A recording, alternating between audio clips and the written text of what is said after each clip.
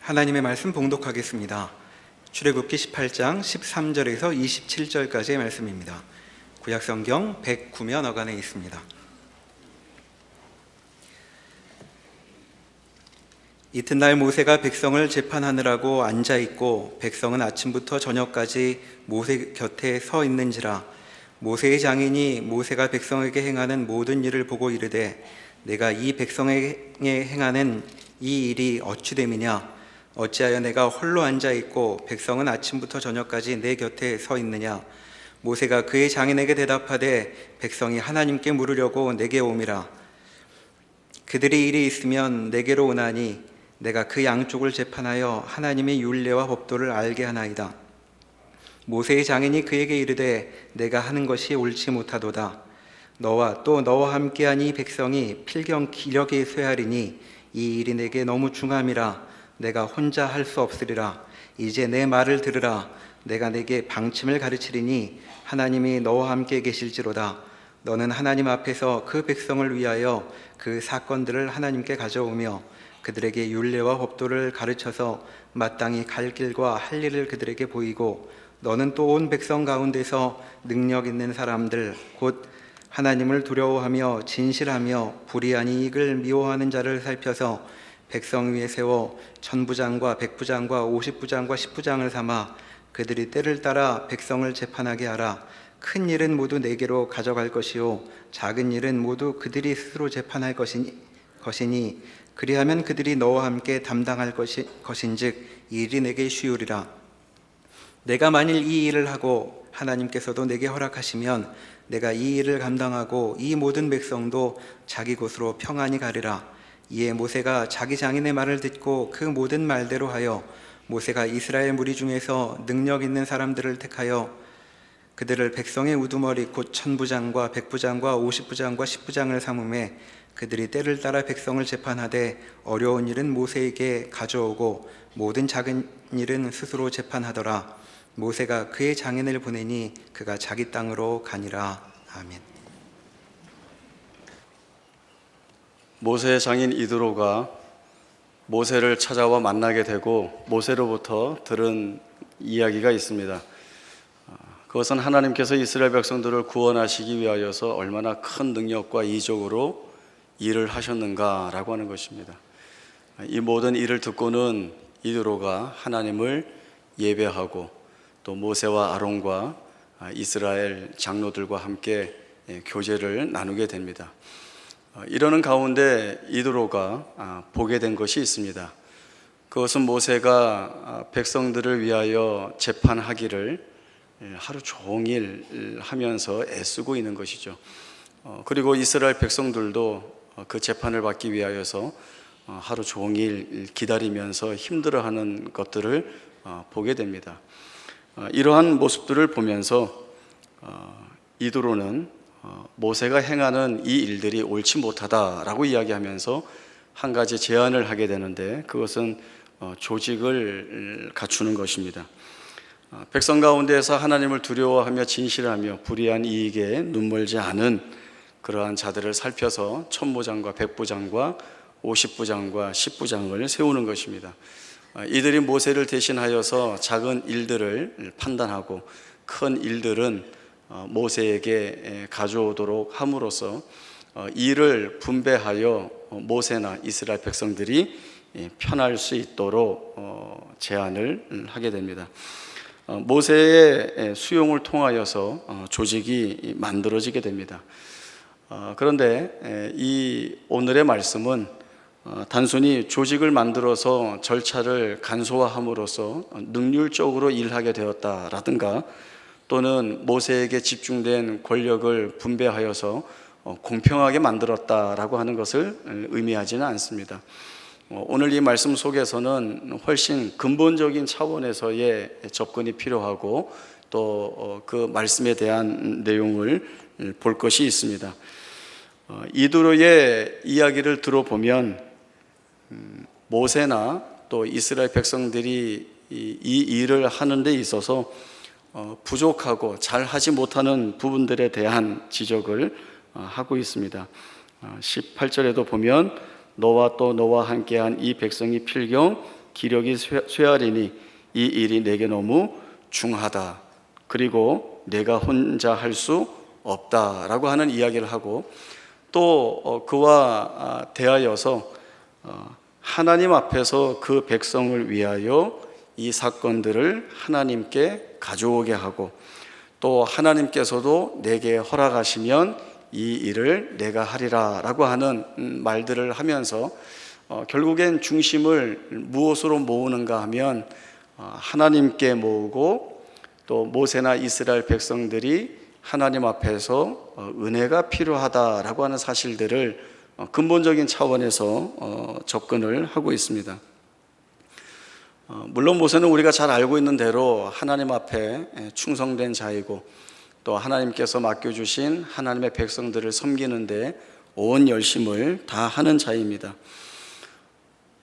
모세는 이스라엘 백성들이 힘들고 어려운 일을 겪을 때마다 자기 앞에 나와서 불평하고 원망하고, 또 때로는 돌을 들어서 치려고까지 했던 자들임에도 불구하고 이 백성들을 섬기는데 온 열심을 다합니다.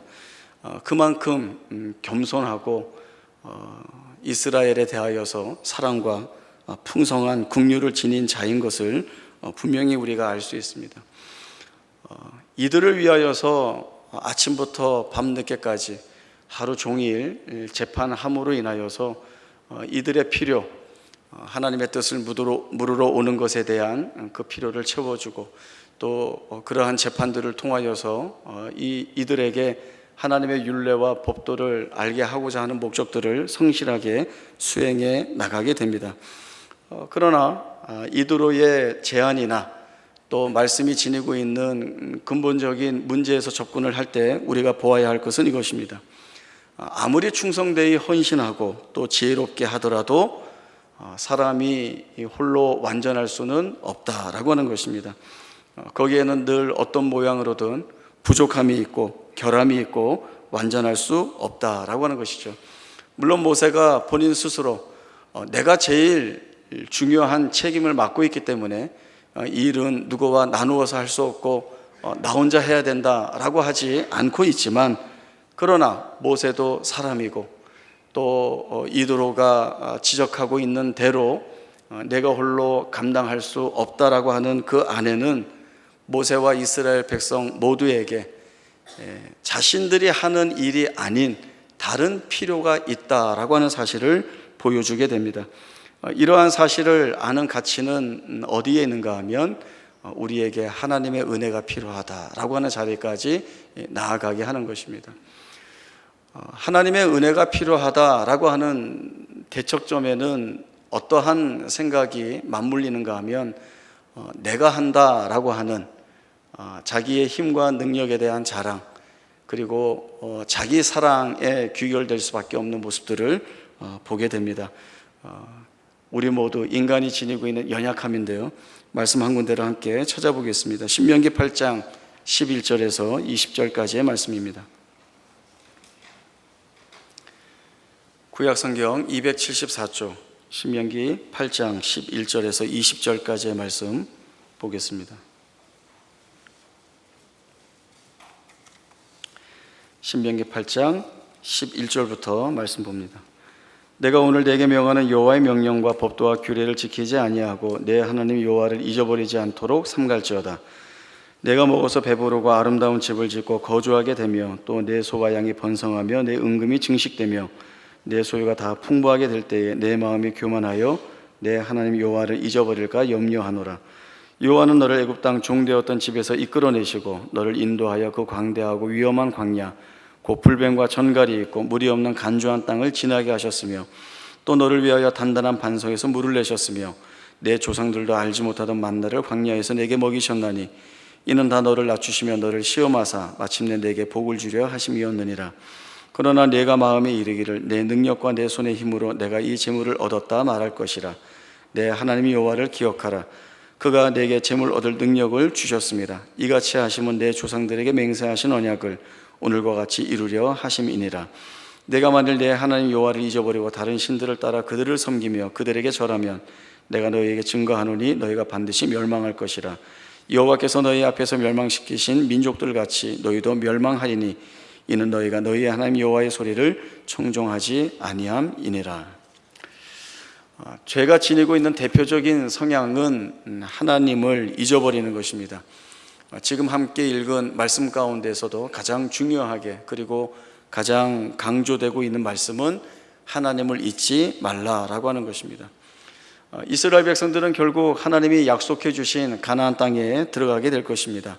그리고 하나님이 주신 이 땅 안에서 이스라엘 백성들은 지금까지 누려보지 못한 넉넉하고 풍성한 것들을 누리게 될 것입니다.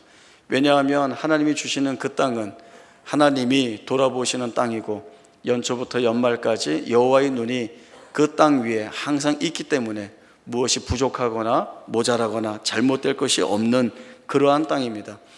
모든 것들이 넉넉하고 풍성한 이러한 환경 속에서 살아갈 이스라엘 백성들에게 하나님이 가장 강력하게 주의하여 주시는 말씀이 무엇인가 하면 하나님을 잊지 말라라고 하는 것입니다. 너희는 하나님을 잊지 말라.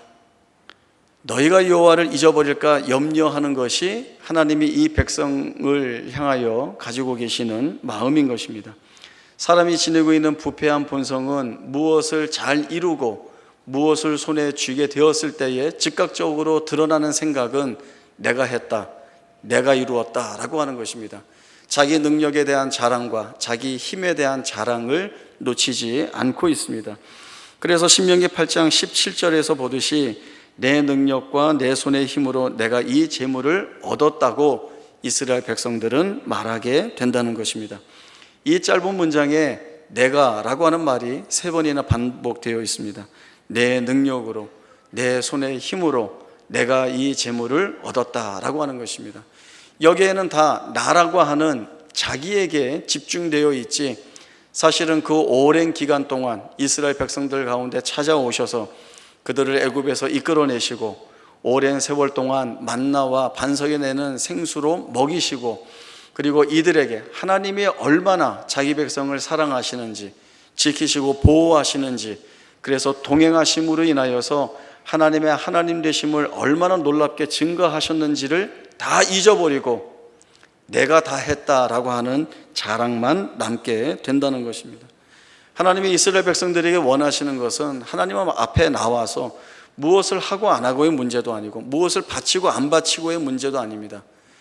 하나님을 잊어버리지 않도록, 하나님이 잊혀지는 존재가 되지 않도록, 그리고 무언가를 받아내는 방편으로 하나님을 이해하지 않도록 자기 백성 이스라엘의 삶의 중심이 되는 하나님으로, 그리고 그 부르신 백성들에게 은혜를 넉넉히 베푸시는 하나님으로 기억되시기를 원하시는 것입니다. 사사기 7장에 보면 기드온이 미디안과의 전쟁을 앞두고 그 군인들을 모집하는 내용이 나오게 됩니다. 전쟁할 때 군인이 많아야 좋을까요? 적어야 좋을까요? 어리석은 질문이죠. 많아야 좋습니다. 아무리 실력이 없는 군인이라 할지라도 없는 것보다는 많습니다. 상대보다 많은 군인의 모습을 보여줌으로 인하여서 그 적군에게 위협감을 줄 수 있기 때문에 그렇습니다.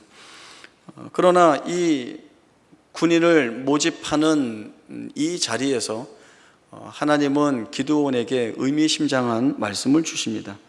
너를 따르는 백성이 너무 많다라고 하는 것입니다. 이런 상황에서는 너희가 승리하도록 할 수 없다. 왜냐하면 이스라엘이 스스로 자랑하게 될 것이기 때문이다 라는 말씀을 주십니다. 무엇을 자랑할까요? 군인의 수가 많으면 우리 군인의 수가 많아서 이겼다고 자랑할 것입니다. 좋은 무기를 가지고 있으면 우리가 좋은 무기 덕분에 이겼다고 말할 것입니다. 그래서 하나님이 어떻게 하셨는가 하면 사실 그 미디안과 대적하기가 불가능한 숫자 300명을 남겨두시게 됩니다. 그리고 이 300명을 가지고 어떤 전쟁의 방법을 사용하시는가 하면 총칼을 드는 것이 아니라 한 손에 횃불을 들고 이 횃불을 항아리로 가리웠다가 신호에 맞춰서 항아리를 깨뜨리고 횃불을 들면서 소리 지르는 것, 이거 외에는 다른 전쟁의 방법을 사용하고 계시지 않습니다. 사실 이런 방법으로 전쟁에서 이길 수 있다라고 하는 것은 그 어느 누구도 상상할 수 없는 일들입니다. 인간의 그 오랜 전쟁의 역사에 이런 식으로의 전쟁은 없습니다. 최소한 적게 하려면, 그래도 멋있게 하려면 이 정도는 해야죠. 신에게는 아직 12척의 배가 남아 있습니다. 뭐 이 정도 해야 멋있지 않겠습니까? 예. 비가 와서 그런지 재밌어 하지 않네요. 예. 하나님께서 300명을 남겨두신 것, 그리고 그 누구도 생각할 수 없는 허술한 방법으로 전쟁을 하신 것은, 그렇게 하여서 승리했을 때에 기드온이나 이스라엘 백성들이나 그리고 이 전쟁의 이야기를 모든 듣는 사람들에게 이 생각을 갖게 하기 위한 것입니다. 이 인원 가지고 이 전쟁에서 이길 수는 없었어. 이 방법을 가지고 이 전쟁에서 이길 수 없었어. 그런데 이긴 것을 보니 우리가 한 것이 아니라 하나님이 하신 거구나 라고 하는 이 고백을 받아내시기 위하여서 하나님은 이 같은 일들을 하게 되신 것입니다. 다른 부분에서의 이해도 있습니다. 고린도후서 12장 7절에서 10절의 말씀입니다. 신약 성경 298쪽 고린도후서 12장 7절에서 10절까지의 말씀을 보겠습니다. 고린도후서 12장 7절부터 말씀 봅니다. 여러 계시를 받은 것이 지극히 크므로 너무 자만하지 않게 하시려고 내 육체의 가시 곧 사탄의 사자를 주셨으니 이는 나를 쳐서 너무 자만하지 않게 하려 하심이라. 이것이 내게서 떠나가게 하기 위하여 내가 3번 주께 간구하였더니 나에게 이르시기를 내 은혜가 내게 족하도다. 이는 내 능력이 약한 데서 온전하여 짐이라 하신지라. 그러므로 도리어 크게 기뻐함으로 나의 여러 약한 것들에 대하여 자랑하리니 이는 그리스도의 능력이 내게 머물게 하려 함이라. 그러므로 내가 그리스도를 위하여 약한 것들과 능력과 궁핍과 박해와 곤고를 기뻐하노니 이는 내가 약한 그때에 강함이라. 저희가 잘 알고 있는 말씀입니다. 사도 바울은 자신의 몸에 있는 육체의 가시 그 사탄의 사자로 인하여서 괴로움을 겪고 있었습니다. 아마 이 괴로움은 굉장히 컸던 것 같습니다. 그리고 사도 바울이 복음을 증거하는 사역에 여러 모양으로 방해도 되었을 것으로 생각이 됩니다.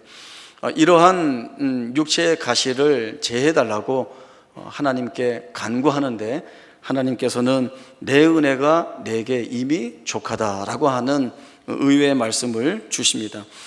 하나님의 사도 바울에게 육체의 가시를 주신 목적은 7절에 나와 있습니다. 여러 계시를 받은 것이 지극히 크므로 너무 자만하지 않게 하시려고 내 육체의 가시 곧 사탄의 사자를 주셨다라고 하는 것입니다. 우리는 사도 바울을 얼마나 높이 평가합니까? 위대한 사도, 기독교 역사상 전무후무한 사도로 평가를 합니다. 그러나 이런 사도 바울조차도 자만하지 않게 하시려는 하나님의 의도가 그에게 육체의 가시를 주시는 것으로 나타나고 있습니다. 사도 바울이 이룬 모든 그 복음 사역의 결과들은 하나님이 이루신 일들입니다. 그러나 인간이라고 하는 것은 앞에서도 말씀드렸듯이 무엇을 이루어내고 성취되었을 때 내가 했다, 내가 이루었다라고 하는 교만과 자만함이 그 마음에 채워질 수 있습니다. 그것은 사도 바울이나 모세도 예외가 아닌 것입니다. 여러 계시를 받은 것이 너무나 크기 때문에 충분히 자만할 수 있는 이 사도 바울에게 하나님은 육체의 가시, 사탄의 사자를 주심으로 인하여서 그에게 보게 하시고자 하시는 것이 있습니다. 첫 번째는 내가 한 것이 아니라고 하는 것이죠.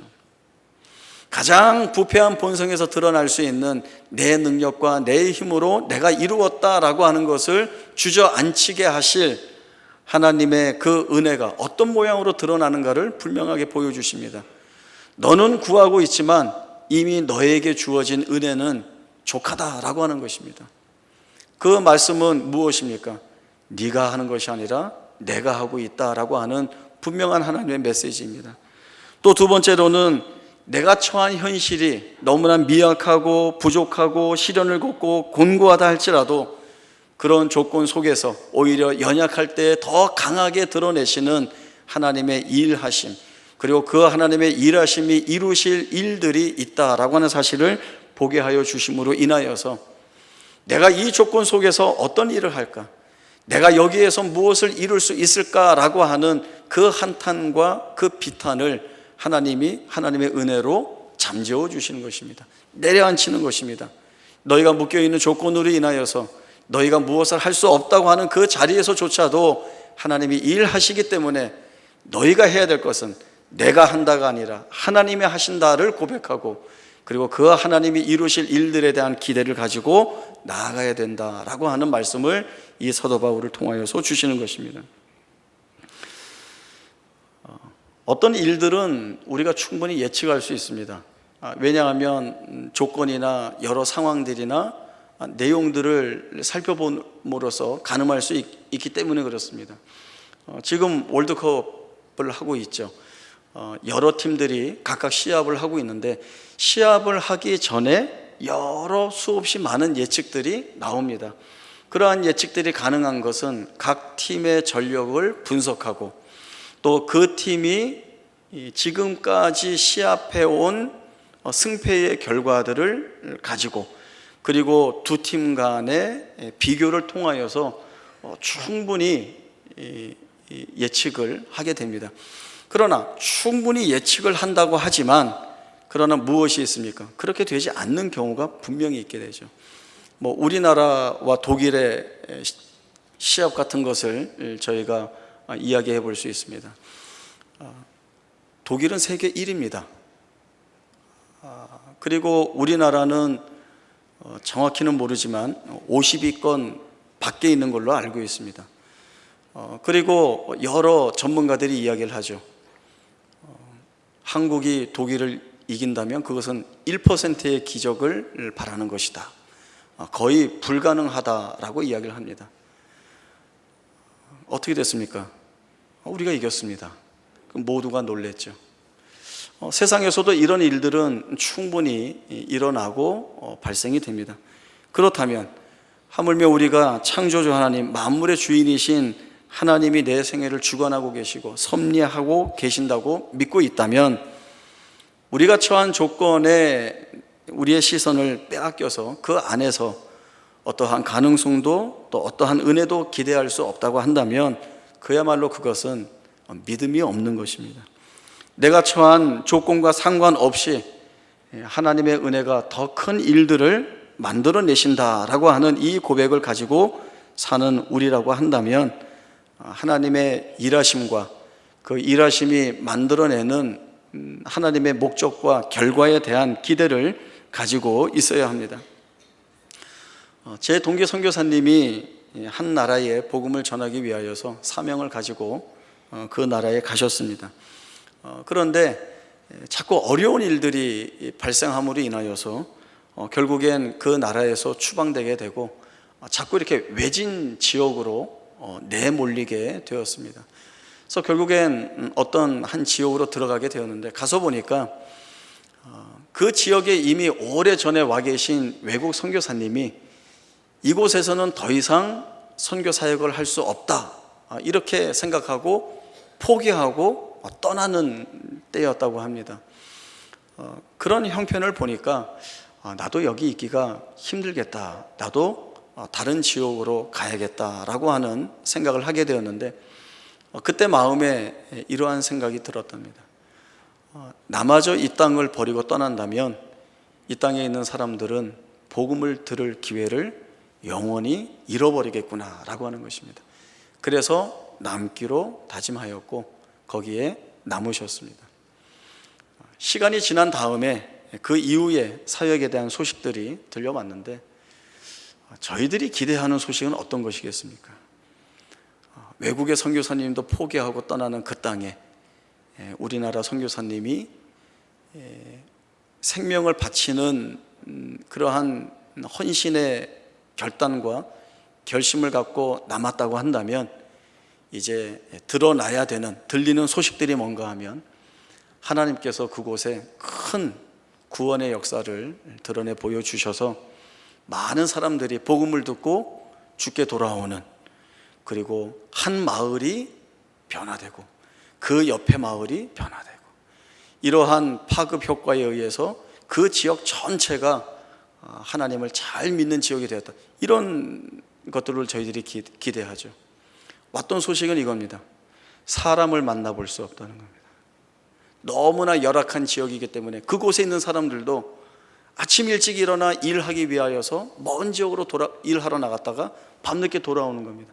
사람을 만날 수가 없습니다. 사람을 만나야 무슨 복음을 전하죠. 더군다나 어렵게 만나는 사람들은 타지인에게, 그것도 외국 선교사에게 마음을 열어주지 않습니다. 아무에게도 복음을 전할 수 없는 거부받는 상황에서 어떤 보여줄 만한 복음의 결과도 전혀 없이, 또 거기에서 계속 이어져 오는 여러 고난과 고통스러운 일들을 통하여서 오히려 하나님께 원망의 기도를 하는 자기 자신의 모습을 소식으로 알려온 겁니다. 하나님 왜 일을 이렇게 하십니까? 제가 헌신의 열심을 갖고 이 땅에 남지 않았습니까? 사람도 만나지 못하게 하시고 마음도 열지 않게 하시고 제가 여기서 무엇을 해야 됩니까? 그러한 어려운 기도들을 하고 있다는 겁니다. 어떤 분들은 이 앞뒤의 이야기를 들으면서 이렇게 말씀하실지도 모릅니다. 선교사님 열정이 식었네, 아니면 초심을 잃었네, 믿음이 많이 약해지셨네 라고 할지 모르지만 그렇지 않습니다. 우리가 살아가는 현실들이, 우리가 맞닥뜨리는 그 삶의 조건들이 얼마나 힘들고 어려운지 모릅니다. 그런데 그 선교사님 지금 어디에 계시나요? 아직 그 땅에 계십니다. 거기에서 여전히 고통스러운 날들을 보내고 계시고 여전히 어려운 짐들을 지고 계시지만, 아직 이루어지지 않았지만 하나님이 약속하신 대로 은혜를 주셔서 그 길을 여실 때를 기다리고 있고, 한 명이라도 복음을 듣고 주께로 돌아오는 그 구원의 날들을 소망하면서 버티고 있고 계시는 것입니다. 우리는 하나님의 은혜로만 살아갈 수밖에 없는 인생입니다. 우리의 믿음은 하나님이 우리의 삶을 은혜 가운데 인도하신다는 것을 믿습니다. 지금 내가 사는 삶이 힘들고 어렵다 할지라도, 아직 우리 눈에 보이지 않아도 하나님이 의도하시고 목적하시고 정하신 그때에 하나님이 분명히 간섭하실 것이다 라고 하는 우리의 믿음은 그저 단순하게 내 어려운 일 하나님이 다 풀어주실 거야, 내가 감당하는 고난 하나님이 다 해결해 주실 거야 라고 하는 맹목적인 신앙이 아니라, 이런 우리 안에서 이루어내시는 하나님의 일이 있다는 것, 그리고 우리의 생애에 하나님께서 풍성하게 담으시는 하나님의 은혜가 있다는 사실들을 우리에게 보여주시고 알게 하여 주심으로 인하여서 내가 잘하지 않고는 희망이 보이지 않는 것 같은 내 인생 속에도, 그리고 내가 내 힘과 능력을 가지고 책임져야만 될 것 같은 이 인생 속에 내가 아니라 하나님이 계획하시고 뜻하시고 또 그때에 부어주실 은혜가 이미 충분히 예비되어 있다라고 하는 이 사실을 믿고 나아가는 것이 오늘 이 말씀들을 통하여서 저희가 확인받는 바입니다. 우리가 살아가면서 내 생애나 삶을 바라볼 때 불가능하고 불리하고 좋지 않은 일들이 너무나도 많이 있습니다. 그것이 어떤 육신의 연약함의 문제일 수도 있고, 경제적인 문제일 수도 있고, 여러 사람과의 관계에서의 문제일 수도 있습니다. 그런 일들을 우리가 풀어나가기 위해서 얼마나 애를 많이 씁니까? 정말 우리가 애를 많이 쓰죠. 때로는 눈물과 한숨과 비탄한 비명을 지르면서도 그 일들을 풀어나가기 위한 수고와 노력을 아끼지 않습니다. 그러나 이런 우리보다 우리의 배후에 하나님이 더 크고 세밀하신 마음을 가지고 우리의 생애를 바라보고 계시다라고 하는 사실들을 저희들이 봐야 됩니다.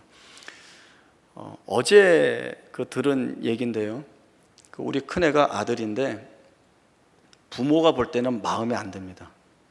왜냐하면 잘해 보이는 것이 없기 때문에 그렇죠. 이것도 못하고 이것도 못하고 이것도 못하고 저것도 잘 못하고 이렇게 하면 지금 시간이 모자랍니다. 하여간 다 잘 못하는 것 같이 보여집니다. 그래서 늘 그 자녀를 생각하면, 그 아이를 생각하면 불안한 부분도 있고 근심하게 되고 어떻게 해야 되나라고 하는 그러한 마음들이 늘 마음속에 채워져 있습니다. 그런데 어제 그 얘기를 하더라고요. 자기 친구하고 자기 주변에 있는 사람들이 자기 별명을 지어줬는데 이렇게 붙여줬대요. 유니세프. 별명이 유니세프래요. 그래서 야, 그게 뭐냐 그랬더니 친구 어려우면 뛰어나가서 도와주고, 뭐 누가 아프다 그러면 가서 약 사주고, 누가 어려운 일을 겪어서 막 이렇게 힘들어하면 이렇게 불러다가 밥 사주면서 이렇게 위로하는 그런 일들을 많이 한다는 거예요. 그래서 별명이 유니세프래요. 그래서 그 이야기를 듣는 순간 저는 이 생각을 했습니다.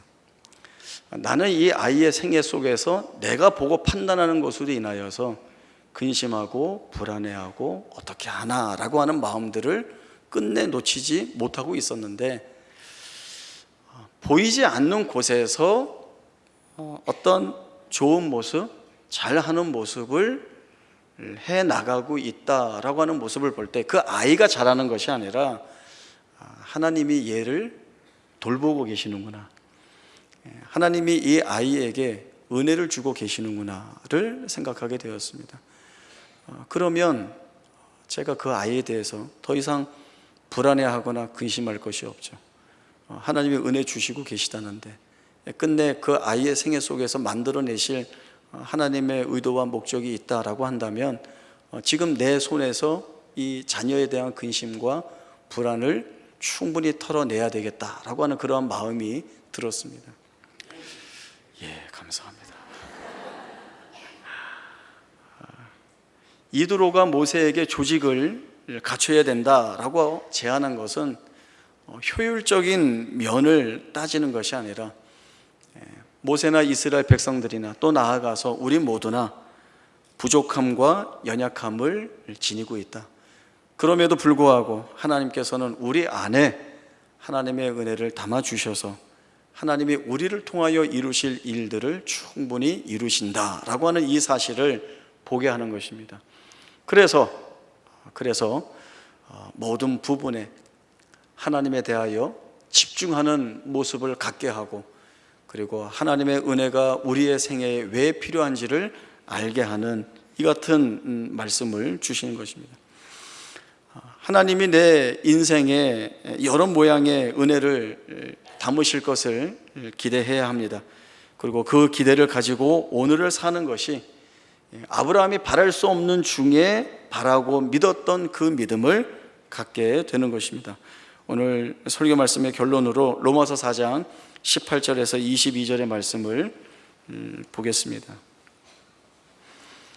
신약 성경 244쪽 로마서 4장 18절에서 22절까지의 말씀을 저희가 한 목소리로 읽어보겠습니다. 로마서 4장 18절에서 22절입니다. 시작. 아브라함이 바랄 수 없는 중에 바라고 믿었으니 이는 내 후손이 이같으리라 하신 말씀대로 많은 민족의 조상이 되게 하려 하심이라. 그가 100세나 되어 자기 몸이 죽은 것 같고 사라의 태가 죽은 것 같음을 알고도 믿음이 약하여지지 아니하고 믿음이 없어 하나님의 약속을 의심하지 않고 믿음으로 견고하여져서 하나님께 영광을 돌리며 약속하신 그것을 또한 능히 이루실 줄을 확신하였으니 그러므로 그것이 그에게 의로 여겨졌느니라. 아멘. 아브라함은 자기에게 묶여 있었던 불가능한 조건들을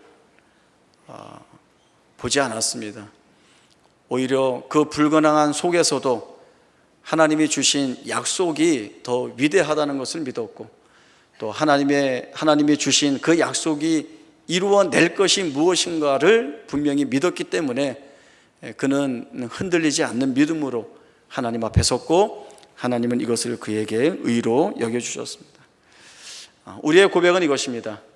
내가 잘한다, 내가 이룰 수 있다, 내가 모든 것을 책임질 수 있다가 아니라 자기 자랑과 자기 사랑하는 그 부분에 매여 있는 것이 아니라 충분히 내가 하나님의 은혜가 필요한 존재임을, 그리고 이 사실을 고백할 때에 하나님은 찾아오셔서 우리가 기도하고 기대하는 은혜보다 더 크신 은혜를 우리 가운데 부어주심으로 인하여서 우리가 생각하는 것보다 더 크게 우리를 바꾸어 내실 하나님이시라고 하는 사실입니다.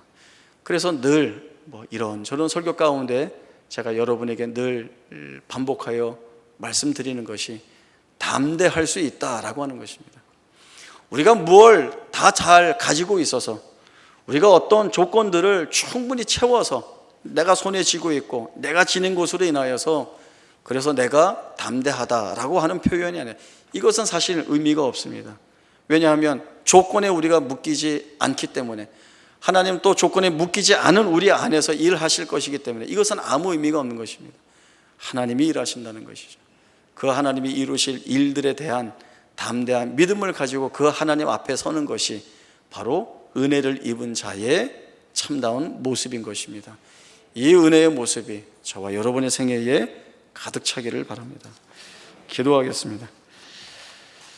하나님 아버지, 은혜를 감사합니다. 우리가 교만하고 자만할 때에는 하나님을 배제하고 하나님의 은혜를 도외시하며 오히려 내 능력과 내 힘에 안주하여 내가 이룰 수 있다, 내가 할 수 있다, 내가 다 했다라고 하는 그러한 자리에 빠져들게 됩니다. 그러나 그렇지 않습니다. 우리가 할 수 있는 것이 없습니다. 우리는 하나님의 은혜가 필요한 자이고, 이러한 고백을 하는 우리에게 하나님 찾아오셔서 하나님 이루실 일들을 이루어내실 것입니다. 그 하나님을 온전히 믿고 바라보는 것이 믿음이며, 그 하나님께서 살게 하시는 그 날들 속에서 소망을 가지고 사는 것이 믿음입니다. 이 믿음을 가지고 살아가는 우리 모두가 되게 하시고, 아직 우리 눈에 보이지 않지만 마침내 하나님이 이루실 일들에 대한 기대를 가지고 하루하루 견디며 살아내게 하셔서 마침내 우리의 생애 앞에 이루어내신 일들을 바라보며 참되신 하나님께 영광과 찬송과 감사를 올려드릴 수 있는 우리 모두의 복된 생애가 되게 하여 주옵소서. 지금은 우리 주 예수 그리스도의 은혜와 하나님 아버지의 크신 사랑과 성령 하나님의 충만하신 역사하심이 우리가 은혜가 필요하다는 고백을 하게 하시고, 또 그 고백을 쫓아 우리의 생애에 은혜를 담아 하나님의 사람답게 사는 인생 만들어 가실 하나님의 약속이 우리에게 있음을 알아 이 신실한 약속을 쫓아 살기로 다짐하는 주의 사랑하는 성도들 머리 위에 지금으로부터 영원토록 함께 있을지어다. 아멘.